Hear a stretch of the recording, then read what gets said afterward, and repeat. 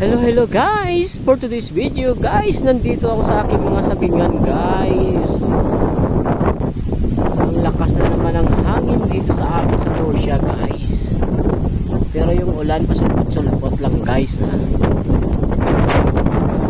Nagbisita ako sa aking sagingan pagkatapos ng ulan guys.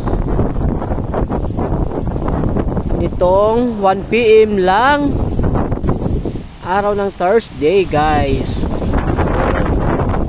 Lakas, binabayo-bayo ang aking puno ng saging guys. At yun nga guys, ang isang puno guys kumakapit pa. Huwag ka sanang bibitaw, puno ng saging ko.